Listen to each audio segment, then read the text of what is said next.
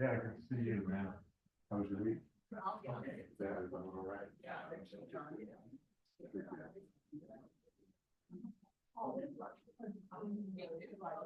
Are you in free safety?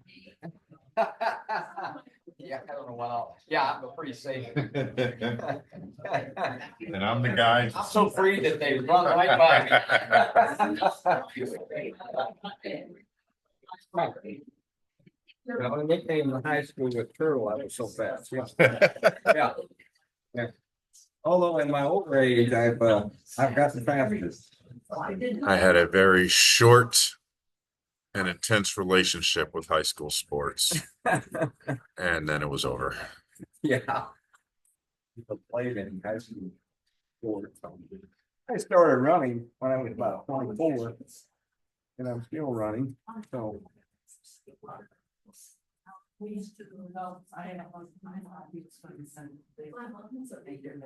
Those guys that called me Turtle, I said, bring it on now. Bring it on now. So I actually had a request from one of the people. She's not going to be here. I'm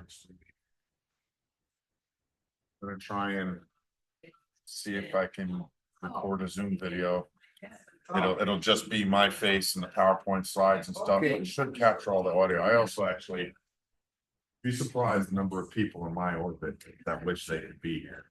Yeah, like it's quite a few people. Like, yeah, friends from that and stuff. And so I'm going to go ahead and post this. Great. Yeah, great. We'll see. So we're gonna post it on what, YouTube? Probably YouTube. YouTube. Yeah, or we'll try and something like that. I don't know exactly what the problem is yet.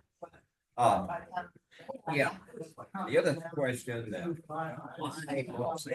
is, if you were Oh, that goes without saying. Yeah. okay, terrific. We're talking like fall. Yeah, we're talking fall. As long as you guys are willing to work with my schedule. September, October, November. And well, sometimes we fudge a little bit in December, but not much. Weather starts to get in the way. Yeah, and Christmas and all that stuff, you know. But no, you turn on TV on a regular station. Okay. I have no. I really enjoyed doing. You want to give them a, like we did this one, give them a choice of topic? We can do that. We can do I that. think it's, yeah. I'm so interested now because you're bringing in all philosophy of these people who inspire the movement of turkey care. Yeah. Yeah. And, you know, and when you learn it someplace else, you really you get a hit here and there, but you really don't get the depth. And I gotta admit, it's a catch-22. There are absolutely some people who would prefer that deep dive, 20 minutes on bird, half an hour. And to me, it starts to be the trees influence. I'm more interested in the stories, and so yeah, it's one of those trade-offs that I have to make sometimes, and hopefully I don't end up taking on too many people. I'm going to bring a little book that I just finished. It was written about 2011, but it's on why some countries prosper and why countries have continued to fail. And the whole thing is based upon a simple thing. I can't figure out why. And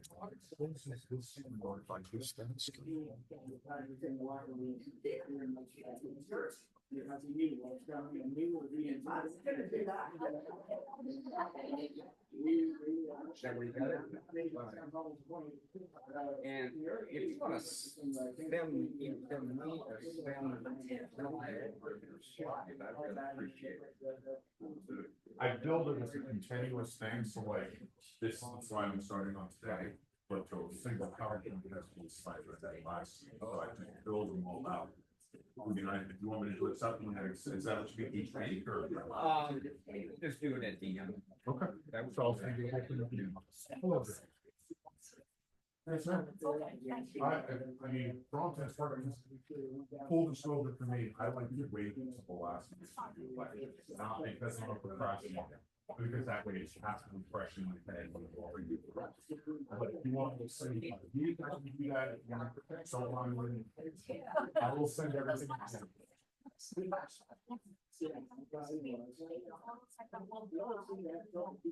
I'll send everything. I'll send everything.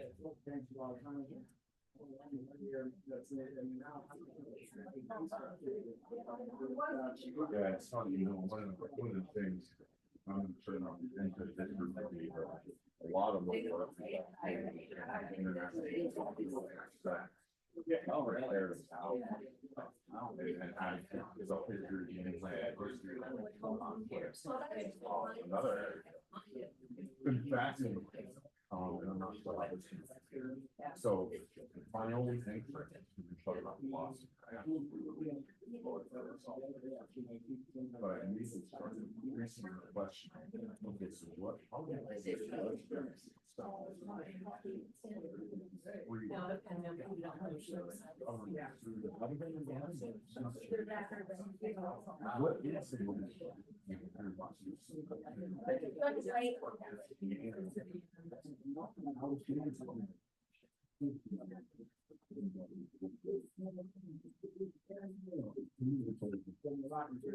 The interesting thing I think about that is when you talk about this.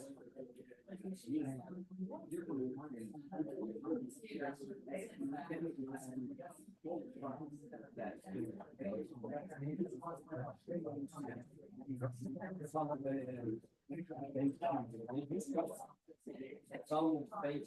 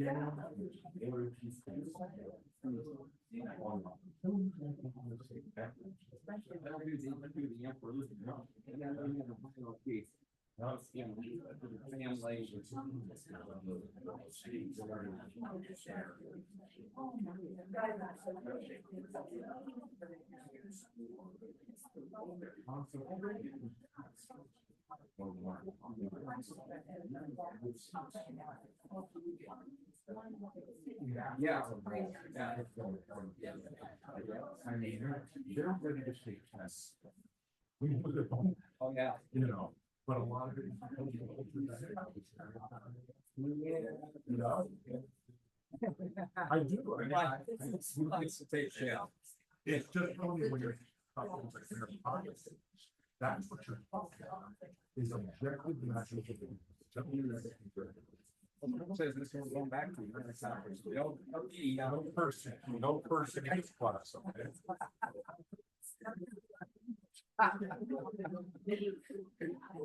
Well, that's what you use to get people lost. You know, I don't know. And saying that you can't have. After all the destruction used to be an hour ago, and now it's 90 days. I just saw that. Yep. So. Well, this just shows how smart he is, you know. So he's got all these cousins are free to leave now. He's got all the.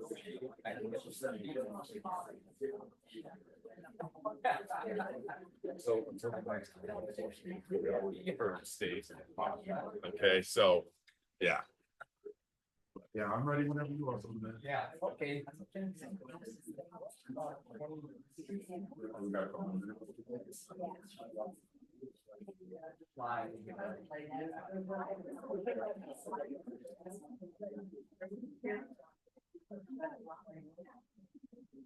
Being able to figure out.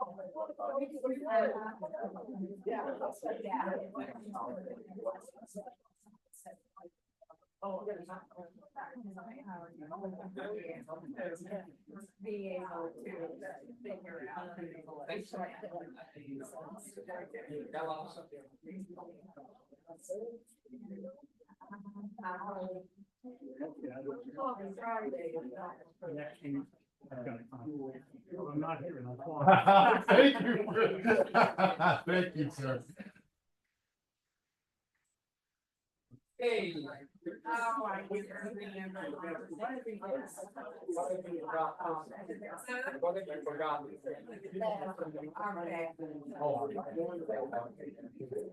the car.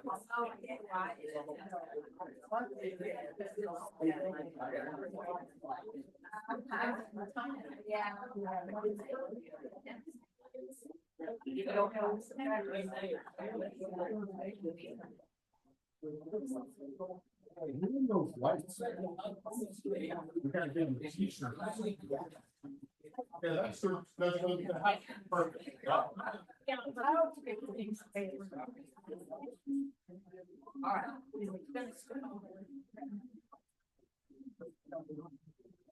You ladies and gentlemen.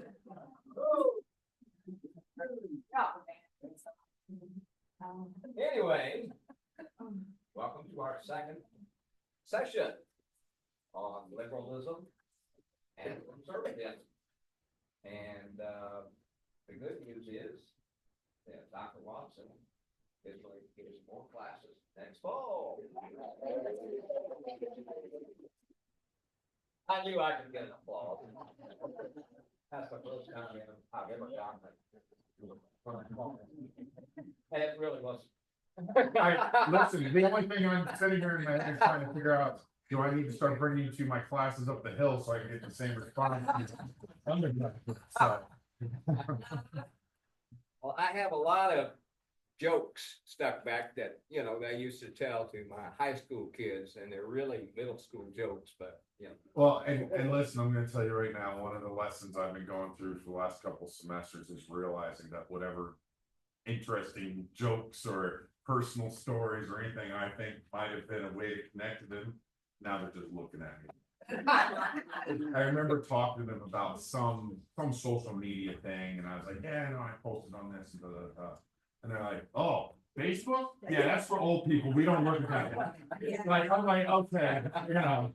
So now they just need to make apps. Oh, yeah. But thank you all for returning. Definitely appreciate you all being here again.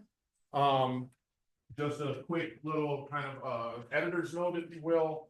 I actually there are obviously a couple of empty seats, and I had at least one person reach out and say they weren't going to be able to be here today. Is there any way I can record the session? And so that's the Zoom thing at the top. I'm just basically recording the PowerPoints and the lecture. So, you know, I know some of you can get a little mouthy during the lecture. Second, I would like you guys to start thinking about what you would want to engage as a topic for the fall. I thought it was really good the way we did it. So that, you know, immediately there's that engagement and everybody's interested from the beginning, and you guys already feel like you're buying into the course because, well, you helped design it. And so I do not profess to be an expert in all the areas that I like to cover. Again, got to be clear about that. I am kind of, I'll be honest, I kind of think of myself as an intellectual Renaissance guy in the sense of I want to know as much as I can about as many things as I can, even if it means I don't become an expert in that one space. Maybe my knowledge in those 3 other spaces will help me be better or be more impactful in that way. And so I have interests in just about every area that you can imagine. History is a really important aspect of how I look at the world.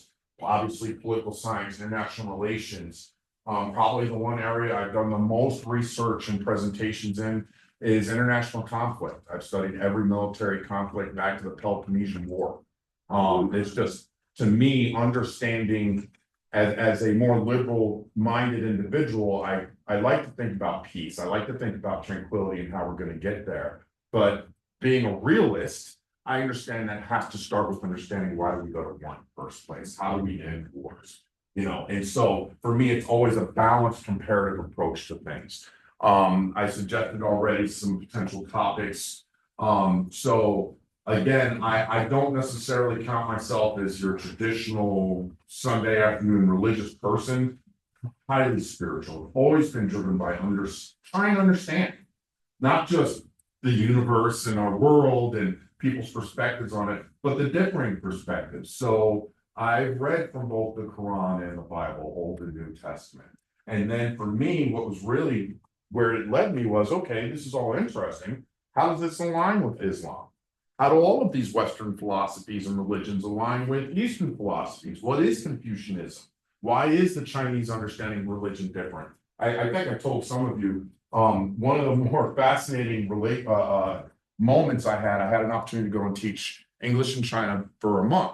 And almost immediately, you know, we got into these conversations, and it was interesting because one of the first terms they used was, well, we have Trinity here. And I'm like, really? You know, because my understanding was you're not religious. You don't observe, you know, Western philosophy or Western religious philosophies in the same way. So I'm surprised you use that term. And he was like, well, in China, the Trinity is, does anybody know this? Mother, Father, Teacher.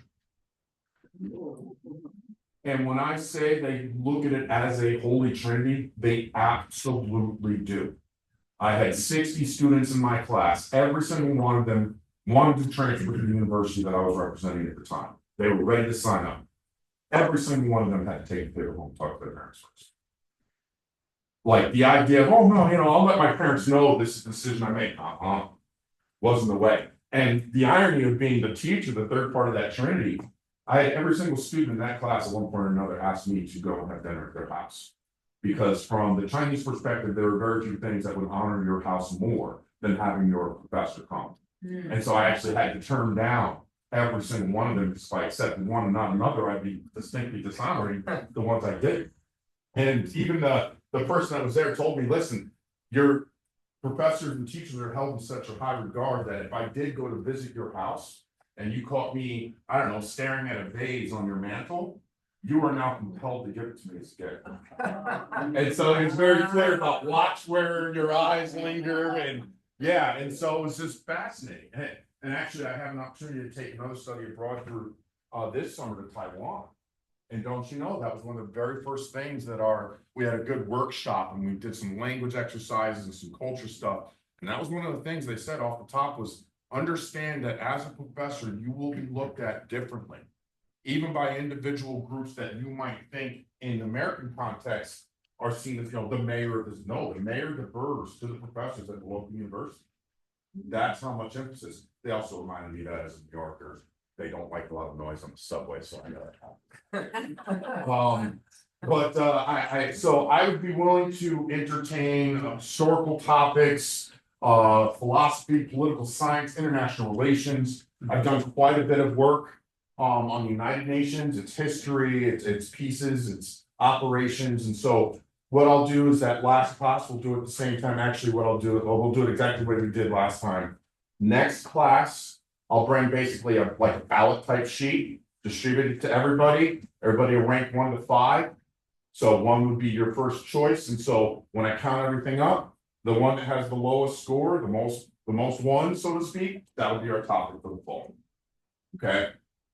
All right. So getting in, as we start this, I just want to again recognize and thank and tell me your name again, man. In the back. Tell me your name again. Yeah. Dan, for catching my mistakes last class.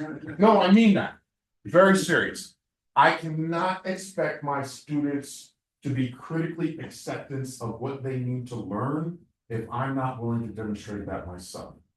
The irony is I didn't mean to make those mistakes, for the record, but I actually do build that into my classroom. Like somewhere first 2 or 3 weeks, I purposely make a mistake so I can then purposely apologize to my students. So when I need them to apologize to me, I've already set that standard. So I accomplished what I wanted to, just not the way I wanted to. All right, so as we get into this week, we are going to transition from our discussion of classical liberalism and conservatism to understanding how those things began to evolve. And yes, that is a core part of this, of my thesis, of my argument to you folks, that the moment we started this great experiment called America, we also began to evolve the understandings of conservatism and liberalism. We did not just pull them off the shelf, put them into the Constitution, and move forward. We immediately started to understand these philosophical concepts in a way that, quite frankly, not only differed from the traditional classical understandings, but has continued to evolve since then. And so I want to put this in a comparative framework. What you see on the board in front of you are, I literally typed in chart comparing liberalism and conservatism. Okay, the one on the left is a predominantly liberal website. The one on the right is a predominantly conservative website. I wanted you to understand why I think this is an issue. So again, this wasn't me making this up. This is the left and the right's understandings of the comparison of their own philosophies. Oh yeah, I pulled it off probably 3-4 hours ago. And so again, to me, I wanted to give that kind of base point, like, I want to show you where we are. So when we start the Wayback Machine, you should immediately start to see some of those evolutionary changes that I'm trying to focus on. But I'm going to be honest. The moment I put them up side by side by each other, I was like, oh my God. Like some of the stuff is just so bad. Right? And so, I mean, we can break this down. I'd be interested to see from your guys' perspectives what's jumping out at you. But the very first thing that is clear to me, and I think is a critical component of this entire discussion, I would argue that whether you're looking at it from the left or the right, the American understanding of the relationship between liberalism and conservatism is adversarial. There is no Venn diagram here. Now, again, for me, I think this is a relatively recent evolution of our understanding of these philosophies. Again, I go back, and I know all of you remember this. 70s, 80s, the Democrat-Republican, conservative-liberal split, it was there, but it wasn't the primary focus during elections. The primary focus was the undecideds. The Venn diagram, the understanding that there were significant population, parts of the American voting population that had leanings that might have gone both ways, depending on the topic, depending on the candidate, depending on the nature of the American economy at the time. But the idea that it was just which side is going to get the most people to show up at the polls on Tuesday morning, that was almost secondary to which side is able to communicate to the middle undecideds and sway them one way or another. Is that a fair characterization, or am I already rose-colored glasses here? And so for me to put these up side by side, just immediately, it is an either-or choice. I guess the bottom line I'm arguing is neither party today operates in a system in which they understand there might be somebody in the middle. That political philosophy and the parties by definition are operating in, if I haven't pulled you to me, you are by definition them. And you know, to kind of hold on to a Bush comment following 9/11, you're either with us or against us. It's so again, and these distinctions are important. Me and you could disagree till the cows come home, right? Doesn't mean we then automatically feel like we have to attack each other to justify or rationalize our political philosophy. I can be right, you can be wrong. But I think we've evolved to a point where I can only be right if I prove you're wrong. And again, that's a higher level of adversarial capacity within our American political system than I think might have existed previously. But And unusually adversarial, period. That's what I have heard, that it's As someone said to me recently, be careful who you talk to, and be careful what you say. So, it's a great question, and I get asked that a lot, and I'll be perfectly honest, that question is one of the reasons why I truly enjoy teaching this group so much. Because I can turn it back around on you. I've studied the civil rights movement during the 50s and 60s. From a historical lens perspective, I would argue, maybe this isn't the most polarized time.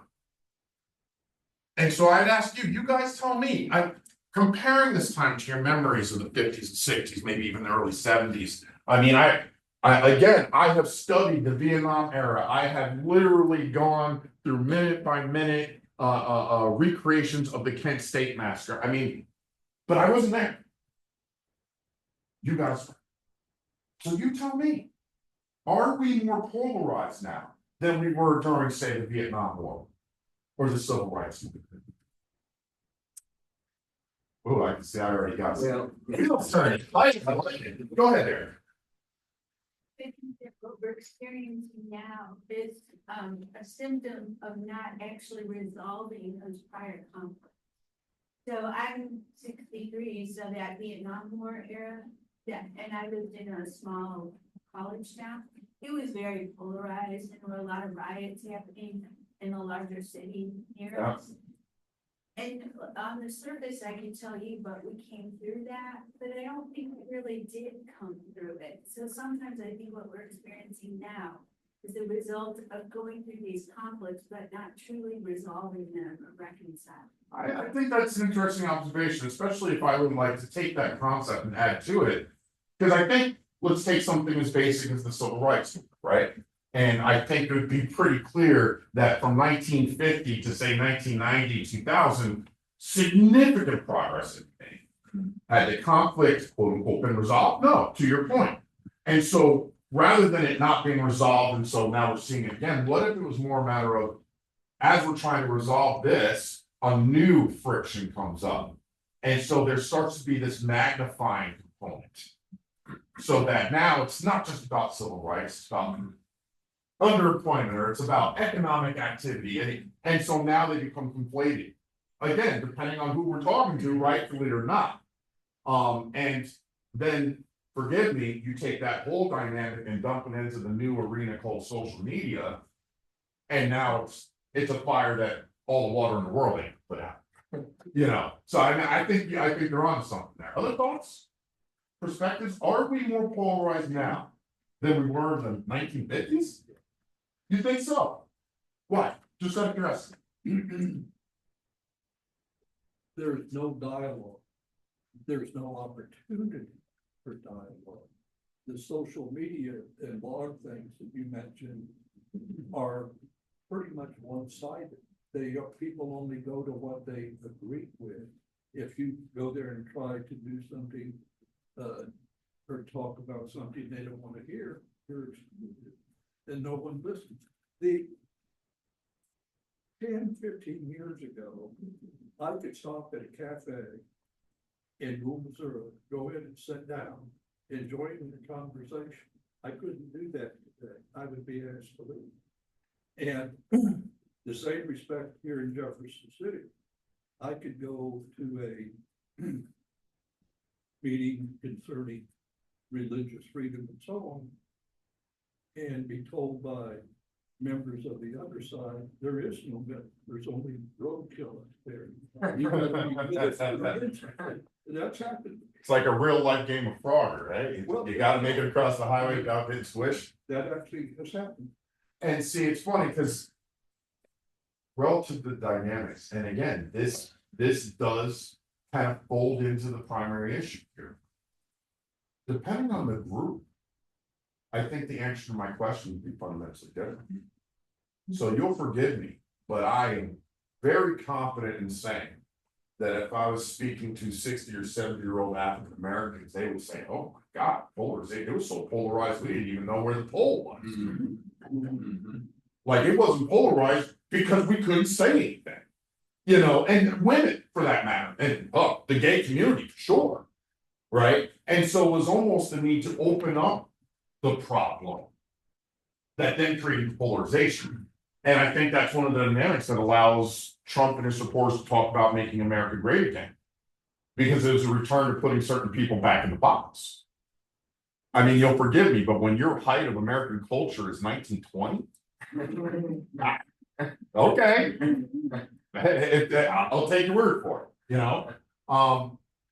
Another one of the things that I thought was really interesting about these charts, especially from a comparative standpoint, never mind the facts. And it's almost, I'll be honest, I actually stepped back and did some additional research after I laid out the charts. Because there was a part of me that was like, okay, was this created by the same person? All they did was flip it. Right? So the liberals say, we seek to unite, the conservatives seek to divide. The conservatives say, no, they seek to divide, we seek to unite. Like, but then when you go and you look at secondary sources, they do align with the current narratives. Both sides argue they're the uniter, not the divider. Both, exact terminology. Encourage individuality for the liberals, and the conservatives want conformity. Whereas it's the liberals that are defending conformity, we encourage individuality. It just really struck me because what they're not doing is actually making statements of principle. They are simply making negative statements relative to the proposals made by the other side. But they're not underlying principles. To put it another way, a principle stands regardless of whether or not I put a comparative framework in place. Always treat people well. It's principle. Doesn't matter if there's somebody standing next to me or not. Treat them like crap.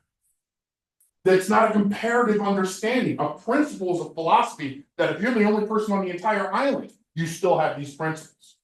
And everything I'm reading on these charts suggests the only reason I'm liberal is because I'm not conservative. And if for whatever reason conservative disappeared tomorrow, I'd be left with no anchor. Does that make sense? Or go ahead. So when I retired, well, I guess we all are. So we would use these statements to come up with our message. So what they're saying about us, what we say about them, and then we find that irrefutable truth in the middle. And that's what we use for our message. So like seek to unite, seek to divide, the irrefutable truth is nobody wants to be left out. And it's because the other piece of this, and this is an important dynamic, and why I think, for instance, there's basically no third party in the United States. Because that sort of logic is a threat to both simultaneously. You are by definition telling them both that they kind of got it wrong. And so the irony, and this is definitely a dynamic of American culture and history, the only time we ever come together and hold hands is when someone from outside the house threw a rock at us. True. Oh, we are besties. Like from my experience, and I've heard some people talk about this in relation to, for instance, the cultural dynamic that really changed in the late 30s going into World War II, and how the political disruptions and there were some knockdown, drag out fights about American politics during the 1930s as they tried to recover from the Great Depression. Man, Pearl Harbor, been a week. We could do it. Yeah, it was a fundamental change. For me, in my experience, going through Reagan and Clinton and 9/11, Yes. and I'm telling you, for maybe, and unfortunately, No. yeah, I would say it was about 2 or 3 weeks. 2 or 3 weeks. And it was the only time in my life that I can remember people talking about being American first, then discussing their political leanings or where they're from, but being American up until the moment we started talking about Moscow Ground Zero and then everything. We need good wars to be unifiers. And I'm going to talk about why. Yeah. Because I think one of the underlying principles of the establishment of America is competition. Everything we are. Oh, not in perpetuity. Not as a definition of who I am. Most societies that engage competition It's the outcome that defines me. It wasn't World War II that defined France. It was the victory that helped define who France would be moving forward. 2000 Space Odyssey, when they were almost pre-human, and they came down to the creek and they were throwing rocks at one another. You know, they were saying, this is our pre-human, Yep. and we're still throwing rocks at. Yes, we are. Except in that instance where the saber-toothed tiger comes over the rock. And then we stand together and we jab it with spears until it's down. And then we immediately start fighting over who's gonna get the skin. Because there are so many, what is it called, Goldilocks planets out there, why are none of them populated by people? And the suggestion was because there was civilization on them, but they wound up destroying. And that's, And listen, it's a dynamic. I mean, it's funny you mentioned that particular example, because I heard it was kind of a tongue-in-cheek statement, but it was like, oh no, there's people on those planets and they visited us. And then they got back in their damn UFOs and went home. And it was like, you know what, I'll check up on y'all again in 100 years. I thought that was super interesting. But again, and this is one of the arguments I'm gonna make. You are correct that every society has competition, and that competition often escalates to actual wars and physical conflict wars. But again, that's a great example, because there are very few societies in the world that are more attached to sports as a part of their identity than Americans. Right? And again, it's not just that we have some national team. No, I like my regional team. I guess one of the arguments I'm gonna be making, and again, you guys do not have to agree, this is my own theory, my own argument. Most societies that have high levels of conflict, is the outcome of the conflict that determines the new identities, the new understandings, the new principles, for that matter. America, the conflict is the principle. It is who we are. It is a willingness to mix it up on short notice with anyone that threatens what we believe to be our principles, who we are, or our freedoms. It could be my next door neighbor, it could be Mexico. It doesn't matter. I'm ready to go. And my argument that I'm going to be laying out here is that was actually, it's not just some psychology. It was driven by the fact that the first, 3, 4, 10 generations were living by themselves in a cabin in the middle of the woods. And if you weren't ready to take out whatever was outside that door, be it bear or Native American or somebody from the town over, then it was on you if you lost. You've got to be prepared to take care of yourself and protect your own. And if you're not, you get what you deserve. See the Native American. So, see the Spanish, see the French, all of them in one way or another. Look, man, you're on our land now. We just had to wait till we had enough. And then you're out. And I again, for me, I don't pretend to have done research, but I would argue that Trump's tariff policy is just an extension of, oh yeah, you want to mess with us? I didn't say anything, but I heard you. Boom, boom, boom, boom. You know what I mean? They're like, man, all I did was cough.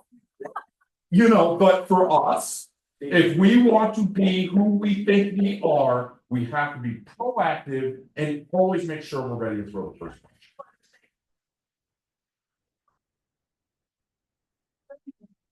I think they were just set back on their heels. Oh, Democrats are actually, and again, I make an argument, the fundamental weakness you see, and Trump is, again, as much as I don't like the individual man, he's got some real good political chops. And one of the things he understands is the fundamental weakness of the left in America is the diffusion of political power and effort across issue areas. The left is dominated by multiple issues: immigration, gay rights, the environment, education. The beauty of Trump, make America great again. It's like an ad lib. You fill it in. Whatever you think great America is, you fill it in. I'm just giving you the slogan. And so what you see within voting within the right and left in the United States is you'll see decreased turnout on the left, depending upon which area of emphasis is at the forefront. So the left, who was concerned about immigration, man, they were all out for this election. The environmental left, not as much. You see what I'm saying? And so you lose that cohesiveness amongst the left, and the right has gotten better and better. Well, it shifted on it. That's another good example. Yep, go I ahead. mean, the whole tariff thing, he shifted on a dime, you know, in his first administration. He, you know, so proud of, you know, renegotiating a new NAFTA. United States, Canada, Mexico, Do you know how many agreement, people- and now you threw that out the window. You know how many people on the right have either chosen to forget or forgotten that he used to be a Democrat? Not only did he used to be a Democrat, you can go, I got the video on the stupid TikTok yesterday. It was him, I want to say it was like 92, talking about, I don't know why it's the case, but man, the economy always seems to do better with the Democrats. That's true. So listen, again, that guy has got chops. It's like watching the guy in the street with the magic trick and the cards and like, I have no idea how you do it. Yeah, waltz in the pocket. That's good. That's all I need to know. Go ahead. I think I heard this right on the radio driving here. It's put a 90-day pause on all there. And so let's be clear. He could make a deal with every country in the world except China and the EU, and all those deals wouldn't matter. They wouldn't even come close to the amount of economic activity that we rely on. And China in particular, it's ironic. That's the one, but if you're talking about the import of secondary consumer goods, see your Walmart shelves, that's China. And so the great irony of that is, okay, we might not see the increase in automobile costs immediately or some of the high-end infrastructure, steel, aircraft, but the irony is the group that might see immediate upticks in costs the quickest are the poor individuals who are going to your discount stores. Also the individuals who had money in the stock market.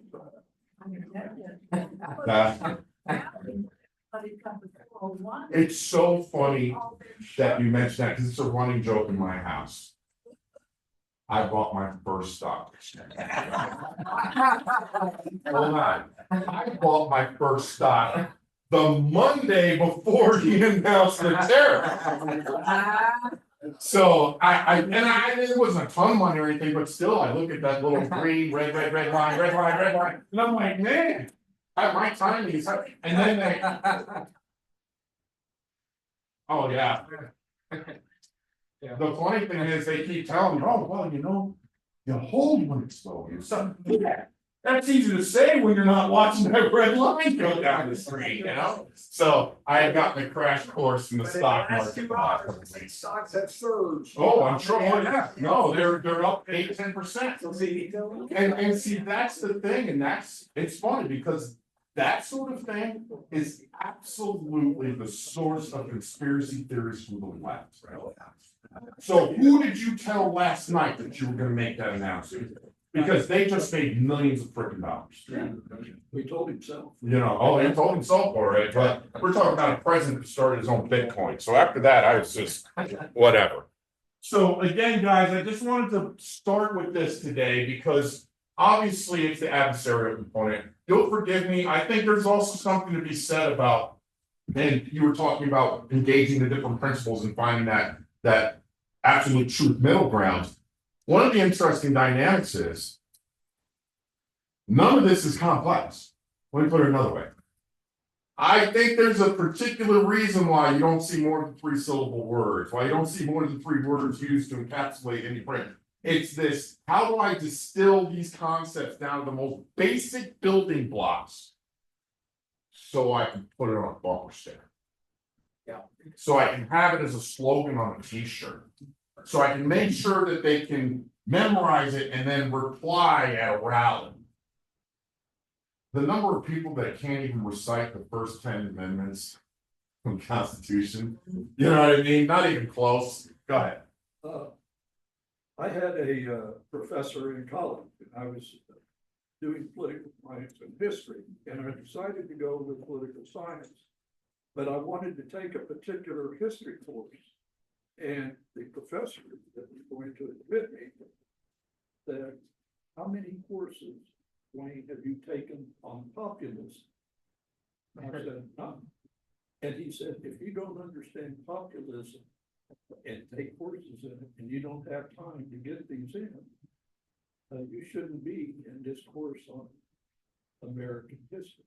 And so I thought about that a lot in my life. In populism, as we see now, really big. Oh, yeah, populism is a whole section in my international relations course. I'll be honest, I didn't think it was something that could live as long as it's lived in the American system. Populism has first and foremost, populism is often the seed of democratic advancement, but it can also be the seed of socialist advancement. And it's also, frankly, been the seed of the development of fascists. So, I mean, populism can go in a variety of different directions depending upon the culture it's being germinated. And it translates to bumper sticker. But see, the reason why I'm so confused over Trump and populism in America today is because when you historically look at populism in just about any context, it is a fast burning match. Populism is great at the start because it identifies real problems within the society, is able to motivate and mobilize large portions of the population who have been, I mean, Venezuela is probably one of the more really critical examples in the recent times. But again, it doesn't have the ability to carry forward because at some point populism has to actually transition to government, which inevitably puts the individuals who promoted populism in a position to now be the target of the same slings and arrows that got them into that spot in the first place. And so it is amazing to me, Trump's ability to deflect what are normal repercussions for traditional political behavior or activities. I mean, you'll forgive me, but I still don't know how we got past the bus bit, bus moment. Like I thought we were done. Like, oh man, okay. Wait, what? Boys. Okay, I've lost my compass. I have no idea where American politics is at this point, So this screen is an attempt to kind of summarize point to point classical liberalism and classical conservatism. And so again, I would argue the kind of the primary examples or originators, if you will, classical liberalism from Locke, classical conservatism from Burke.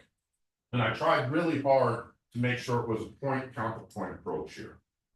So the classical liberal approach to rights is that individual rights and freedoms are more important than citizen responsibilities.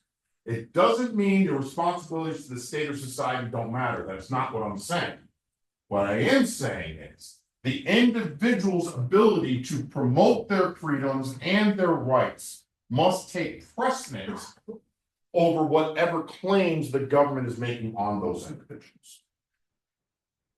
See the debate in the United States over the draft.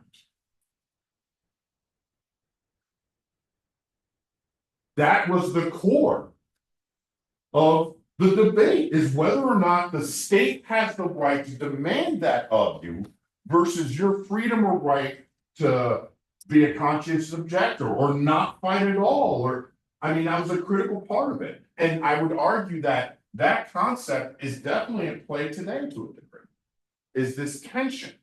What do I owe the government? What do I owe society? What does it owe me? Is that fair or go ahead? I was thinking sometimes it gets a little more sticky. The Libertarian Party. Okay, Yeah. now, my sister-in-law, I was kind of thinking it's an interesting study here. She's very conservative, politically in certain areas and so on, and pretty much this on Trump supporter. But she's very libertarian. She does not, again, it's the concept of sacrificing for the greater good. It's not that she's so selfish, but just the idea that I am me. If I choose to do something, I will. if I choose not to do something, I will. I mean, the government can force me, but I mean, I. Absolutely, and like I said last question, I think that is the single most cherished right Americans hold. Yeah. I choose when I do or don't do something. And you know what? I know there might be consequences. It's still my right. Anti-vaccine. Great example. Great example. Right? And again, from a certain perspective, like, why are we even freaking talking about this? Because there's a significant tradition of individualism over the demands of the state as part of American culture. And again, the argument I'm making here is this goes back to the founding. This goes back to the original 13 colonies. Am I driving you nuts? I'm sorry, go ahead. The vaccine thing plays out in reverse. It's the liberals who are more concerned with individual rights and freedoms, who say get the vaccine. It's the conservatives that are not thinking about society. And so, no, and again, I think from the liberal perspective, and again, it's funny that we're having this conversation because to a certain degree, I haven't even made it past the first principle and we're already seeing a sort of mutation of the concept.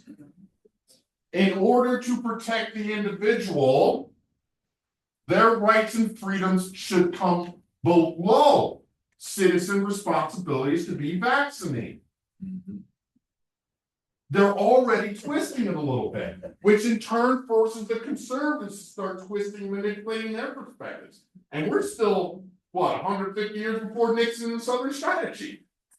Which, for those of you that was a monumental shift in American politics between LBJ and Lincoln, and that little 10, 12-year period fundamentally altered American politics. But again, so let's compare.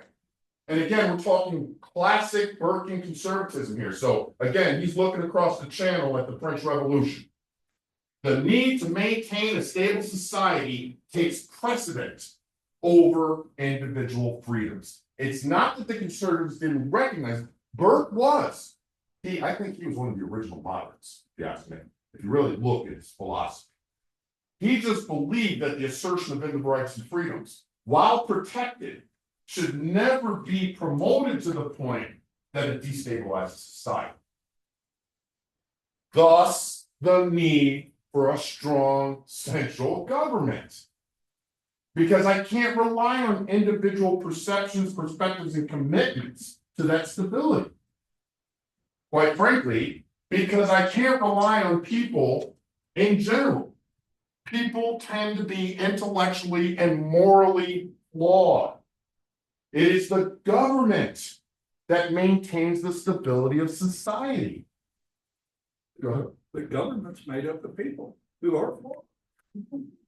That's the second part. The original home to elitism were the classical conservatives. You're right that the government is made up of people. People who inherently, because of the nature, the natural order and stratification of society, have already proven themselves to be morally and intellectually advanced, especially relative to the common. So they would tend to agree up until you do get to the leadership, to the aristocracy.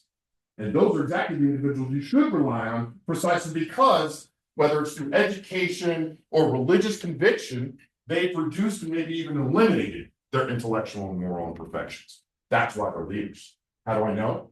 Because they're leaders. You look at the period of absolute monarchy in Europe, then you move forward. You look at the role of the aristocracy in England. Those are key components. Hell, you know what? You might be dumb as a block of rocks, but if you're the Duke of XYZ, you must do something, right? You must be better than that person who's selling stones on the street. That's the conservative perspective. Why would I ever create a government that promotes that person's individual rights on the same level as me, the industrial capitalist, who employs 500 people, who has property, who sits on the town council? Why would I ever want a government that equates my rights and abilities with that uneducated, unwashed masses on the streets? one person, Huh? his vote counts just as much as the Duke of Oxnard. Not right now. All right, now. Not right now. No. Well, there was a little disagreement over that. And listen, man, and listen, one of the things, I mean, England started, you go all the way back to the Magna Carta, and I mean, there were definitely questions over who should be able to vote, but in the end, it was very clear. White, landed gentry. And again, I'm gonna make an argument. One of the key parts of that statement, when the English settlers came over to the United States for a variety of different reasons, and I got a slide to throw that out. The one thing they all understood was that if they wanted to establish themselves in this new world, it was going to start with property. It's going to start with property. That's where their rights were going to emanate from. So it's not a coincidence just how hard the Southern aristocracy fought to maintain control over the slaves, because they were sources of profit, which by definition meant they were the source of their rights and freedoms. And so, I mean, it wasn't just, oh, should I or should not. That's why the South developed a narrative that basically said to eliminate slavery is to eliminate the foundations of Southern culture. We can't allow that to happen. Quite frankly, it's one of the reasons why the Reconstruction period and the way Abraham Lincoln approached Reconstruction was very either or, kind of wishy-washy. I mean, he wasn't sure. He wanted, you know, and ultimately was willing to give reparations to all the slaveholders who had lost slaves. Why? Because it was essential to recognize the role of property in their political power. Even if you have now just emancipated all that property, I still have to legally treat you as being a property owner, because to remove it in that one instance is to threaten the role of property in its relationship to rights in all the other states as well. And I can't allow that to happen, because property is the primary source of rights in society. Like eminent domain. Absolutely. So again, one side sees individual rights and freedoms as being the tip of the spear, the top of the mountain. The other one suggests that they are dependent upon the stability of the society. Put another way, the more unstable a society, the more the government is justified in limiting your rights. When that period of instability is done, then we can talk about getting your rights back. And that concept is antithetical to the classic liberal. In fact, not only antithetical, that's literally the big red flag. That is exactly the moment we're trying to avoid, is a reduction of our individual right, because they're natural law, not dependent upon some man-made order of society. Go ahead. Good point, you know, but immigrant, you know, the portion, deportation of immigrants is being based on alien. The Alien Sedition Act, yeah. And in time of invasion, so we're under invasion, so that makes it an emergency. Listen, it's whether you're talking, I mean, that was one of the few moments during the Civil War that Lincoln was really on thin ice, was the suspension of habeas corpus during the early parts of the Civil War, right? One of the darkest periods in U.S. history relative to the war was the internment of the Japanese during World War II, which was again done. Listen, I don't care if you have been third generation Japanese American citizen. You look like the enemy. We're going to put you in a camp until we're safe. And I mean, you want to talk about different cultural understandings. Do you realize that they literally were recruiting Japanese out of the camps directly into regiments to go and fight in Europe? Okay. And in fact, it was the Japanese regiment in particular that per capita was the most decorated unit in the entire war. They didn't have to recruit them out, they volunteered. And the 442nd Combat Regiment was the most decorated outfit. Yep, most decorated. And again, it was a Native American regiment that was actually the one that suffered the highest casualty rate of any unit in World War II.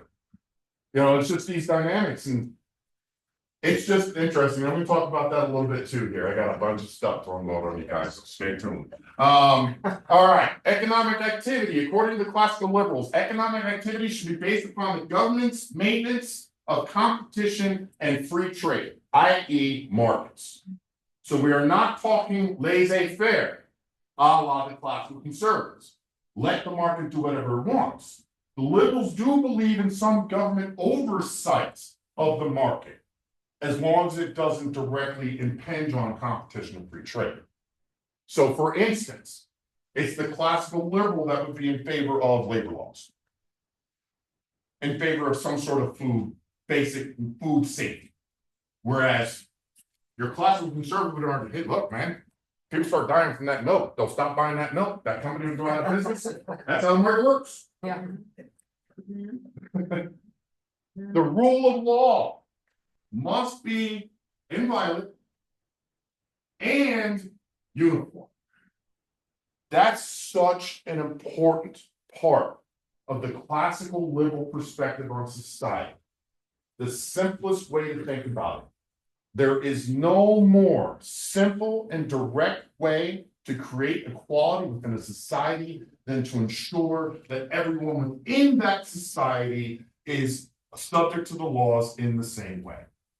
That's how you create some level of equality between individuals.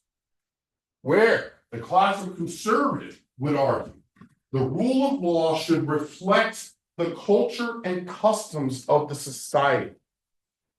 It is not meant to create equality amongst citizens. Law for the classical conservative is designed to do one thing: maintain the traditions, customs, and norms of the society. See the difference in marriage laws? That to me is a really good example. The ownership and personal use of private property is the basis of a progressive society. Absolutely. And you want to, where as a minority and as a study of American history, 40 acres and a mule. There's a reason why the very first thing the government thinks about in terms of trying to empower the slaves is to give them land. Because the property ownership it's what all other rights emanate from.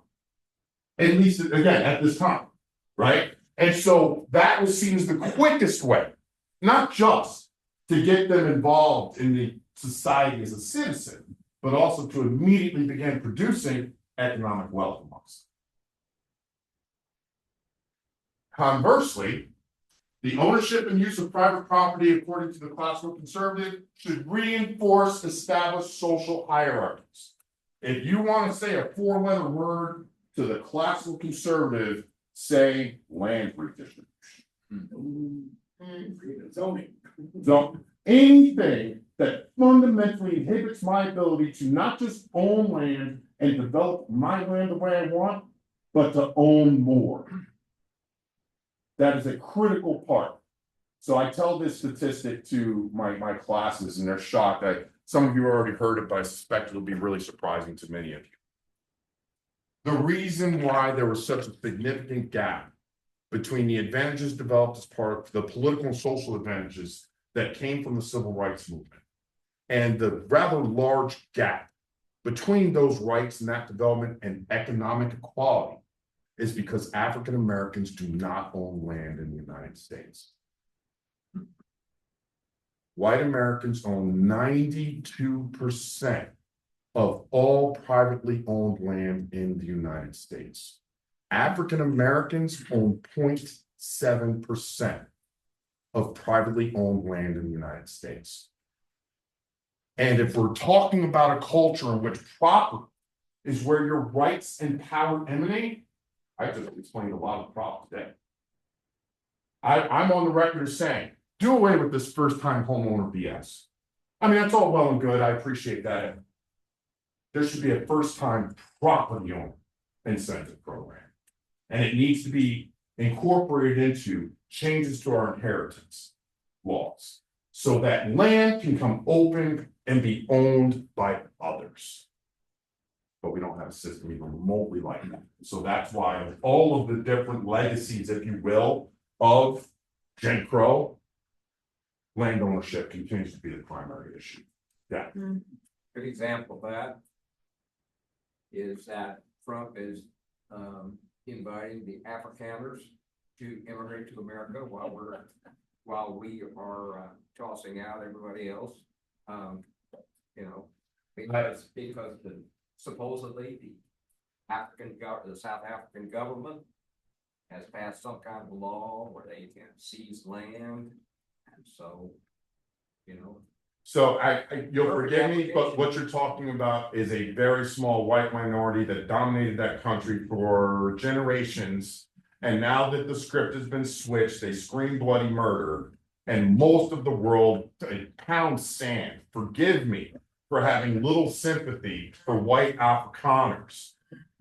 And then somebody like Trump goes, oh, I got you. Like, what do we, so those are gonna be the cats we resettle in Greenland when we take it? You know what I mean? Like, what's the plan here? I just, I tried really hard, like, it's a weird. I'm trying really hard to take a critical approach to Trump and the news cycle. I do not want to jump at every tangled bell. I want to maintain my emotional responses for those things.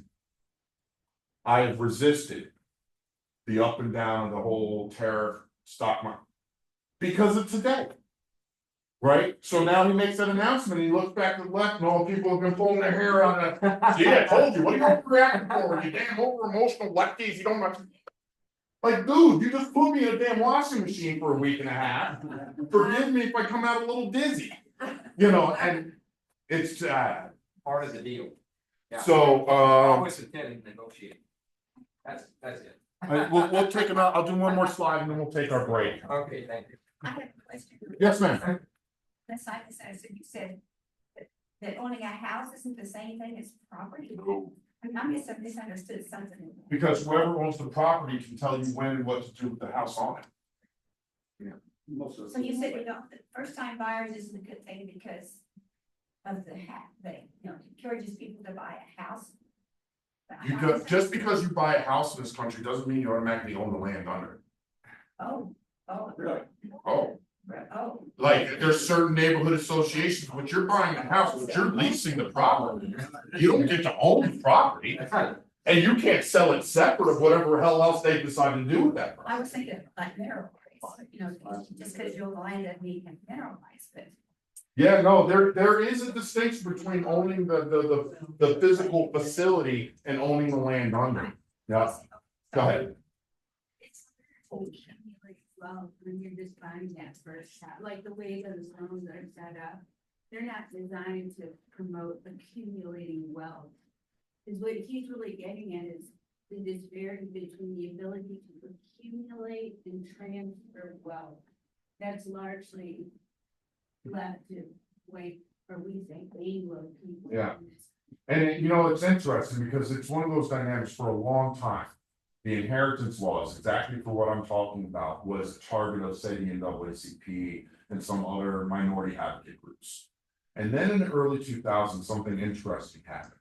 You had a rather significant expansion of the number of Black millionaires, many of them sports figures or entertainment figures, but you also had a growing number of lawyers and doctors and other individuals who had topped that 7-figure level.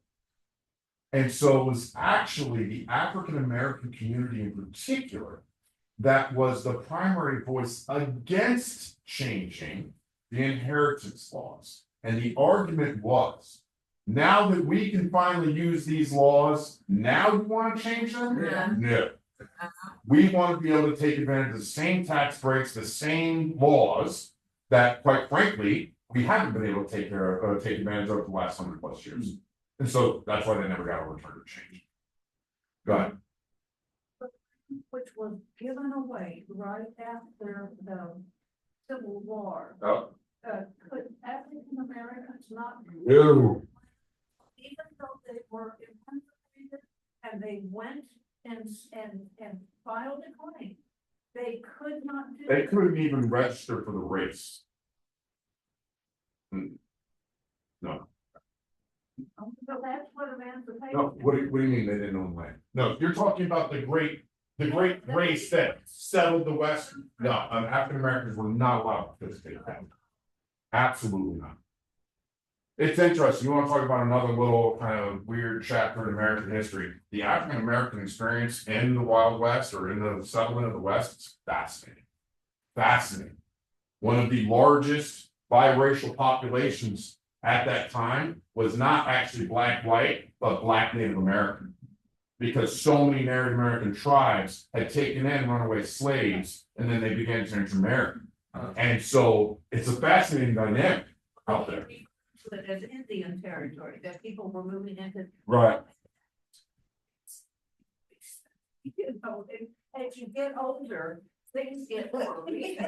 Listen, a lot of people don't realize, like the old, 1880 circuit judge. There were still circuit judges wandering many of the western states in the 2010s.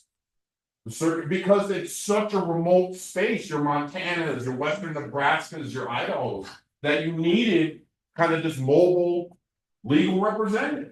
And so there's still some holdover dynamics in the West from that period of time. So what I wanted to put this stuff up is, I wanted to first draw a comparison because I think there tends to be this assumption that everybody that helped colonize North America did it kind of for the same reasons. And it's just not true. There were a variety of different motivations that led the colonists to come to the United States. And not only did it vary within groups, English settlers, but it varied across them as well. Again, a lot of people forget that the English settlement of the East Coast actually came after the Spanish settlement of the Southwest and the West Coast, which in turn, it also came after the French expansion of the fur trade in the central United States. And so the English were neither the first or the unique ones in terms of how they engaged. So this, I want to try and kind of tease out some of these differences and similarities. So first and foremost, whether you were Spanish, French, or English, when you were coming to the New World in the 15th, 16th, 17th, even the 18th century, you were more often than not coming here looking for new economic opportunities. Some form of wealth. Okay, and part of that was because for whatever reason, I think this is much more attached to the Spanish than it was the French or the English, but it was part of it, especially for the first kind of generation wave of English settlers. They did see themselves as being English. They might not have liked how they were being treated in England or the power they had there. And so in their minds, they wanted to come to a new place where they could still be English, but start developing their own power, their own pride, their own ability to lead their lives the way they wanted. Religion, key component of almost everyone's coming to the United States or coming to America. Ironically, the one group that was least concerned with religion as a motivating factor for coming, but then it ultimately developed into a primary characteristic of their colonization, was the Spanish. I don't know if anybody, Ken Burns did just an amazing documentary on the settlement of the West. And he's got, I want to say it was a good, maybe an entire episode, 2 episodes, where he talked about how the Spanish essentially forced the California Native American populations to adopt Christianity. And it was basically a form of slavery. Only on Sundays they would let you out of the field and then take you to church and force you to memorize all the passages from the Bible. So there was a religious component to it all. And then finally, whether we're talking Columbus, when it came to the later after Columbus, it was much less of an issue. There were still quite a few people that believed there was a way to find access to Asia, in particular Chinese markets, silk, porcelain. Looking for the northern passage after they realized that the southern passage wasn't going to be as easy as they had hoped. What I'm really interested in explaining here, though, is the differences. And again, once they arrived, the Spanish were absolutely intent on spreading Catholicism. That was a key part of Spanish colonization. Not so much for the English. They absolutely wanted to come and establish their own religious identities, their own settlements in which they could practice their religions in their way. But there was not the same intent on the part of the English to then make sure that all the local Native American groups adopted Christianity or Catholicism. Again, the Spanish had this focus on the crown. They were definitely, the conquistador kind of mentality where it's that individual, I'm going to go and make my fortune here. Perhaps the single most important point was that all Spanish colonization was directed in some form or another by the Spanish government. So that created a uniformity amongst the Spanish colonies that never developed amongst the English colonies. Precisely because many of the English, and I have another slide where I'm going to lay this out even more. There were a variety of different ways in which the English might have developed. Some of it might have been proprietary, where the king quite literally gave you a writ and said, "You now own this colony, go and run it for me." Others were religious groups that established it on their own. So there were a variety of different ways the political system started developing within the colonies. Why is that important? There was no uniformity. A lot of people, again, even after the writing of the Constitution, it wasn't like everybody woke up the next morning and go, "We are all Americans, yay!" No, very much saw themselves, not just as Massachusetts or Virginia, but even in that small, listen, we're just kind of giving some deference to this Articles of Confederation thing, but that's not the primary focus. Virginia for Virginians. That's it. So why don't we go ahead and take a quick break, and then we'll come back and dive deeper into this when you guys get back.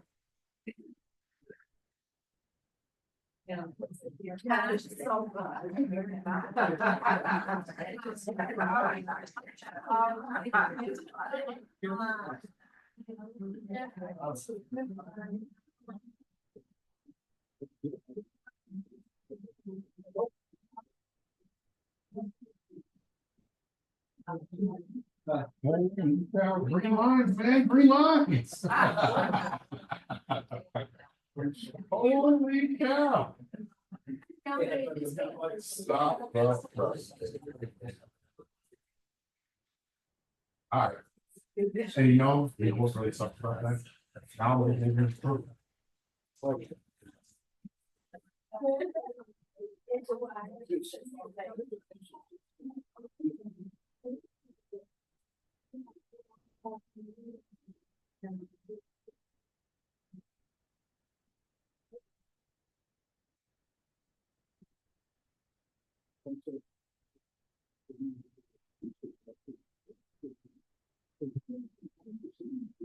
Am I doing that?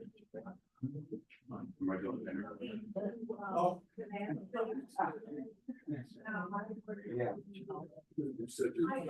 Yeah.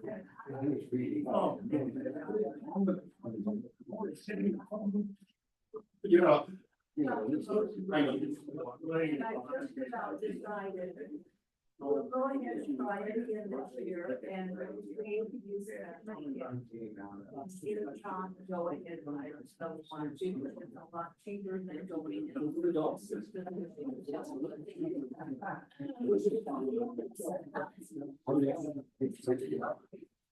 That's all you can get. That's all you can get. Did I tell you? Yeah.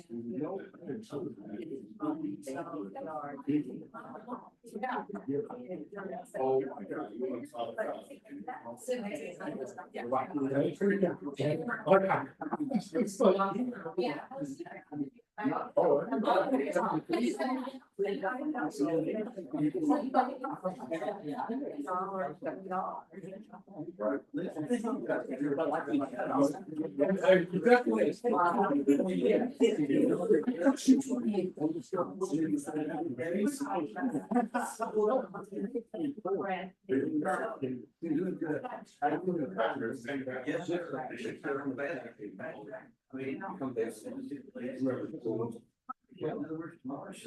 I have great respect for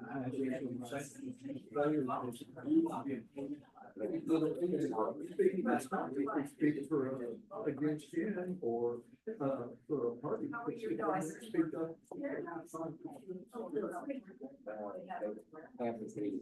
Mexico. Oh, okay.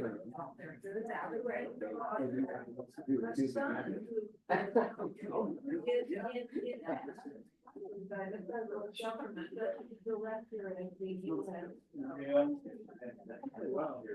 and they are self-supporting.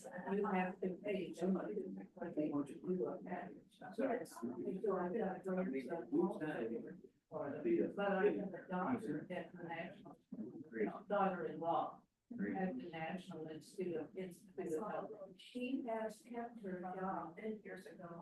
And I don't know, she was 63, I'm not sure how soon she will be retiring, but she decides or helps decide who gets the grant to do scientific research. And, you know, I would imagine they have really cut back on that money available. So we're moving on. Everything they say.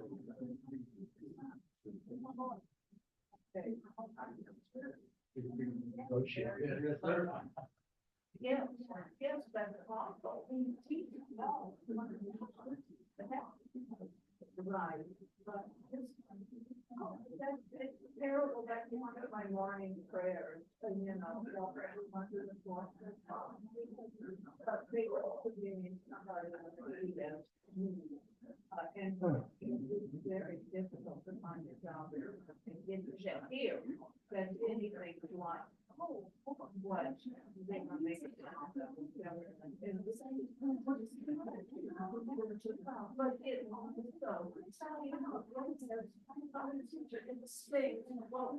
I read in the Washington Post that they are very close to Europe and cancer. But they do that with the certain chance, you know, of all things. Yeah.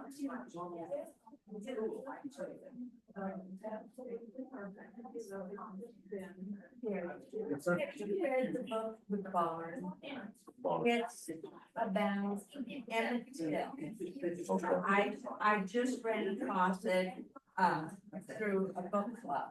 And it was so enlightening. I learned more about how the South came to not want to be integrated like the rest of it. Way from the very beginning of the US being settled, and how this was all in place for him to be treated like it was coming from Chicago, from a whole different orientation than what he encountered when he was. Have you ever heard of an author named Abraham Kenyon? You want to look up a book, it's called Stamped from the Beginning. Stamped from the Beginning. The single best academic history of racism in American society. It's like the level of research that he put into, so it's not, I mean, clearly it is, you know, a minority perspective on a terrible part of our history, but his academic treatment of it, fantastic. I learned a lot from that book. Really was, my eyes were open to what all of this came about after the Civil War, even before the Civil War, how all of this was ingrained in those people that lived in the South. Absolutely. And they were adamant that they did not want to change after the Civil War. And thus the birth of American conservatism. Right. Oh, I just did tell you how much I just enjoyed the class. I'm glad. I hope sometime, like, if your office hours is open to us too, like, you can swing by and just say hi. Absolutely. Yeah, and so my email and contact information are on the syllabus. The only thing I would say is make sure you give me a heads up. They got me running around here, they taking my head cut off, but yeah, always willing to sit down. Thank you. Thank you. So you like yours? Yes. Okay. That's why my face is not wall. Yeah. Last week. All right, you like. It's supposed to like get to a room. No, yeah, it's a good scale, but like I said, there are a couple of things that I just have not gotten to pass. Good pizza, a big belly. Oh,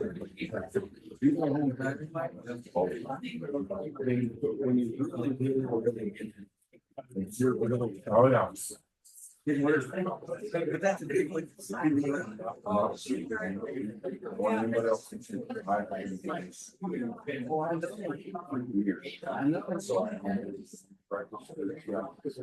saw that when they directed employee practice.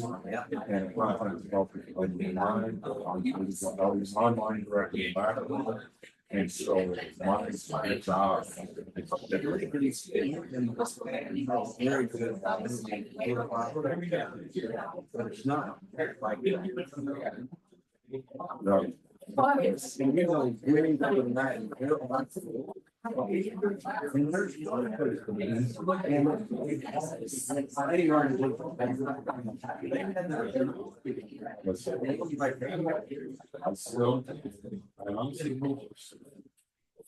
It might not be me, but it's not.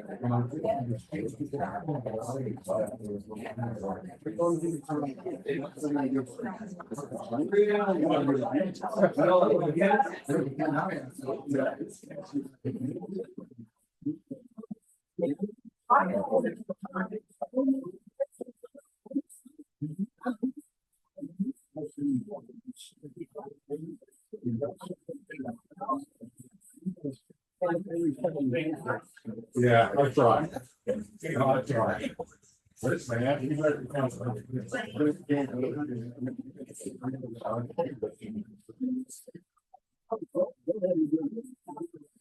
Like the center.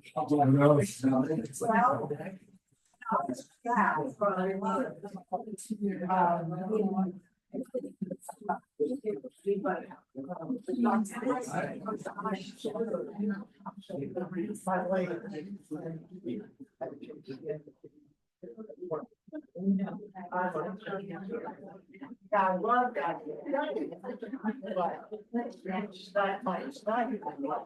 So, go ahead and get back into it, guys. So this slide's intention is to provide a quick overview or timeline, if you will, of colonization, as well as some key concepts. And again, it's not like insulting anybody's, it sometimes, even for me, who I've done this over and over, sometimes you need a quick review of what the heck we're talking about in terms of, time scale and stuff. So again, 1492, Columbus discovers Hispaniola, he thinks he discovered the world. That's a whole other conversation. What's really fascinating is that ultimately, if it wasn't for Columbus's engagement and interactions within the Caribbean, slavery actually might have never been brought to North America, because it was his eradication of the native Indian population. More than 1 million natives on Hispaniola alone died from disease and labor in the 20 years after he landed. And it was during that time they developed significant plantations. And so it was the need to continue providing labor for those plantations that started to incentivize the development of the slave trade. But even after that, a lot of people don't know, 2/3 of all the slaves that were taken from Africa and taken to the New World ended up going to the Caribbean and South America, not North America.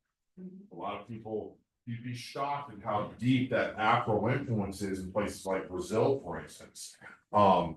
Even the very nature of Jamaican culture has significant influences from the African culture and diaspora. So it's really an important kind of moment, if you will, in the development of global civilization. We have the development of the increased influence of France, starting in Canada, Louisiana Territory. They end up, it's interesting, France's engagement is somewhat similar to the Spanish engagement, in the sense that it is driven predominantly by individual explorers, but they weren't being promoted and supported in the same way by the French government as the Spanish conquistadors were. And so many of the French were just individual, small groups of merchant trappers, but there was no intention on the part of the French to establish a significant colonial presence in the same way as the Spanish or even the English had. 1565, Spain settles in Florida. The English settle in Roanoke, and then it falls apart very quickly. They try again in Jamestown in 1607. You get the Dutch coming into the Northeast here, 1614, 1620, 1625, 1620 is the Plymouth colony. Just so we're, again, trying to make sure everyone understands. So 1607 is Jamestown. 1614 is the Dutch colonies in the Northeast. 1619 is the arrival of the first slaves in the United States. It's an important, it is something that is pivotal because I'm sorry, but I'm going to make an argument that slavery is in fact a critical part of understanding the evolution of conservatism within the United States.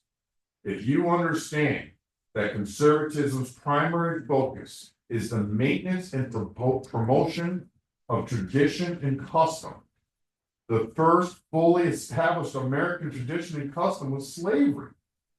Because most of the other customs and traditions were already brought from where they came from. Whether it was religion or education or any of those other components. The thing that was uniquely American at this point was the increasing utilization of slavery, especially our form of slavery. And for those that don't understand, slavery has a variety of different forms.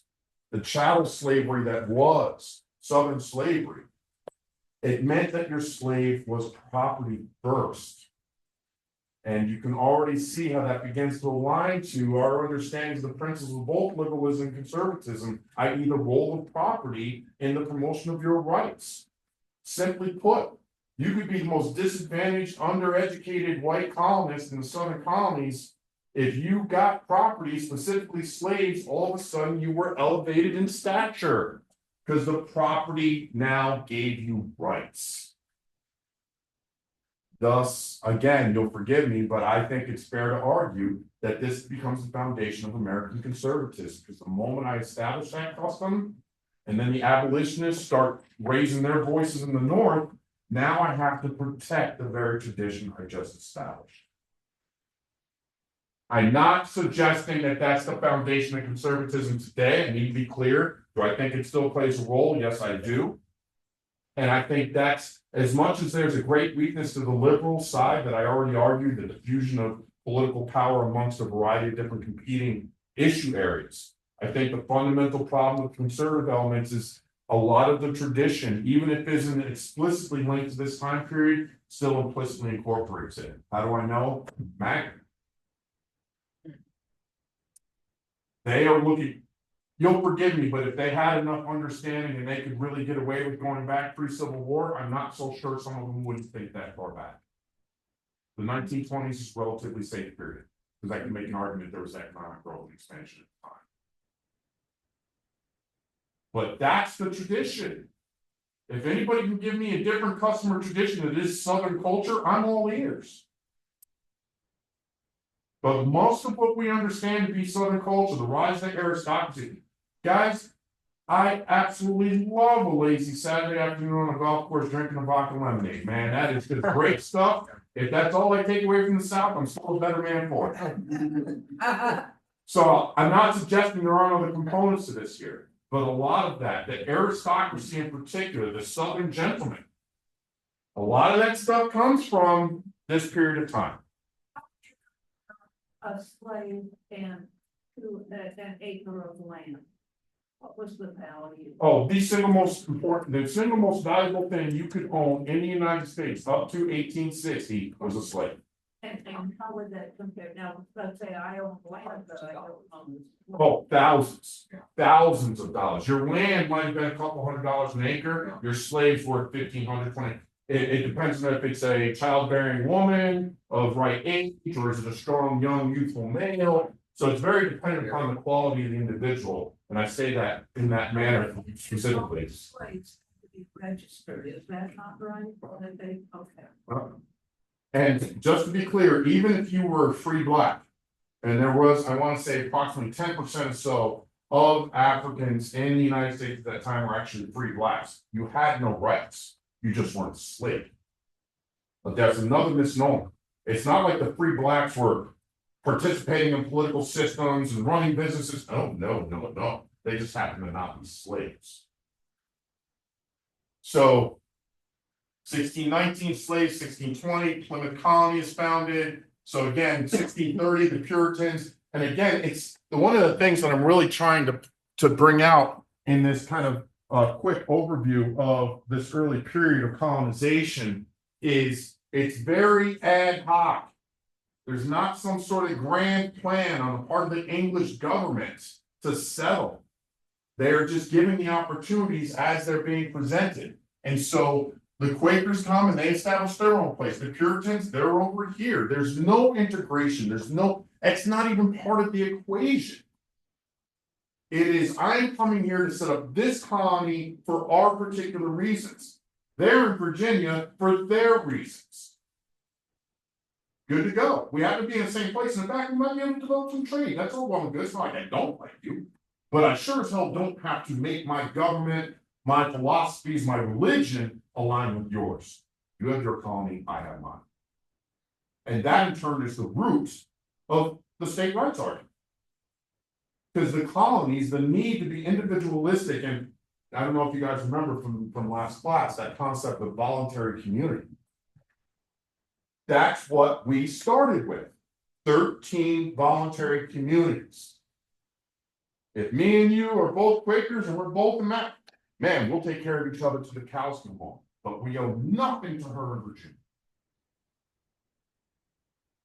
So 1687, you start to get some issues because the population now is starting to grow, and the economic activities in the United States are starting to grow by the 1700s.